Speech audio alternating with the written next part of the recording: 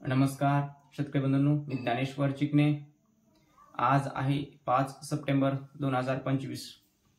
तर आजपासून पुढील 11 तारखेपर्यंत 11 ते 12 तारखेपर्यंत आपल्या राज्यामध्ये उघडीप मिळणार आहे। त्यामध्ये शेतीची कामं करण्यासाठी आपल्याला पण जास्त कोणत्या जिल्ह्यामध्ये उघडीप मिळणार आहे आणि कोणत्या जिल्ह्यामध्ये पावसाची पण शक्यता आहे, या कालावधीमध्ये सुद्धा अशी पूर्णतः उघडीप किती तारखेपासून मिळणार आहे आपण या अंदाजामध्ये पाहणार आणि पाऊस किती तारखेपासून सुरू होणार आहे।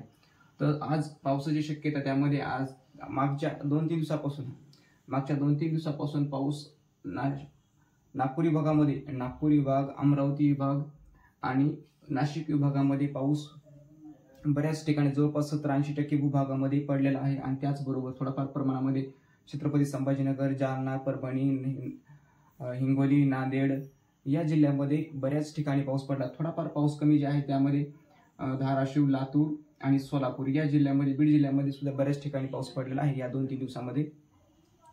पण एकंदर पाहिजे तर पावसाचं प्रमाण जे आहे ते दक्षिण महाराष्ट्रामध्ये पावसाचं प्रमाण जे होतं ते कमी होते या 2-3 दिवसामध्ये।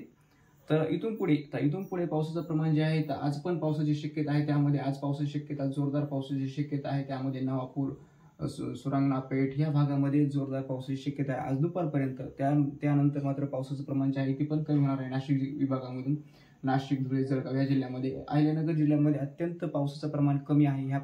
ह्या कालावधीमध्ये सुद्धा पाऊस तिथं अत्यंत कमी झालेला आहे। म्हणजे 3-4 दिवसामध्ये जे पाऊस पडलेला होता त्या कालावधीमध्ये अहिल्यानगर जिल्ह्यामध्ये सुद्धा पाऊस कमीच आहे। पण आता जालना जिल्ह्यामध्ये, आपलं छत्रपती संभाजीनगर जिल्ह्यामध्ये सुद्धा आज थोड्याफार प्रमाणामध्ये हलक्या स्वरूपाच्या पावसाची शक्यता आहे। छत्रपती संभाजीनगर, जालना, परभणी, हिंगोली एकंदर पाहिजे तर या जिल्ह्यामध्ये म्हणजे चढाक्याचा पावसाची शक्यता, अशी मोठ्या स्वरूपामध्ये म्हणजे शक्यता तिथे नाकारता येत नाही पावसाची, अशा स्वरूपामध्ये पाऊस पडण्याची शक्यता जास्तीत जास्त। पण अजून हे वातावरण जे आहे ते क्लिअर होत जाणार आहे। त्यामध्ये म्हणजे आज 5 तारीख तर उद्या 6 तारखेला अजून पुन्हा वातावरण क्लिअर होत जाणार आहे। तर जसे जसे आपण पुढे जातो की 6-7 तारीख, 8 तारीखला अजून पुन्हा बऱ्याच भागामध्ये, म्हणजे ह्या भागामध्ये पाऊस पडलेला होता, ह्या भागामध्ये सुद्धा क्लिअर वातावरण होणार नाही। त्यामध्ये नाशिक विभागामध्ये 7-8 तारखेला क्लिअर वातावरण होईल। त्याचबरोबर अमरावती विभागामध्ये सुद्धा उघडीप पाहिजे तर अमरावती विभागामध्ये सुद्धा क्लिअर वातावरण 7-8 तारखेला, 8 तारखेपासून क्लिअर वातावरण होईल। मात्र विदर्भामध्ये वातावरणातून मात्र बिघडलेलंच राहील। विदर्भामध्ये तशी उघडीप मिळेल फक्त 2-4 तासाची किंवा 1 दिवसाची, पण विदर्भामध्ये मात्र पावसाचं प्रमाण जे आहे थोडेफार सुरूच राहणार। त्यामध्ये सडाके असे पावसाचे प्रमाण सुरू राहिल्यामुळे तिथल्या शेतकऱ्यांना अशी मोठी आवाज की 3-4 दिवस असा पाऊसच नाही विदर्भामध्ये, असे वातावरण होणे शक्य सध्या तरी नाही, म्हणजे पुढील 11 तारखेपर्यंत तरी नाही, कारण विदर्भामध्ये पावसाचं प्रमाण सुरूच राहणार।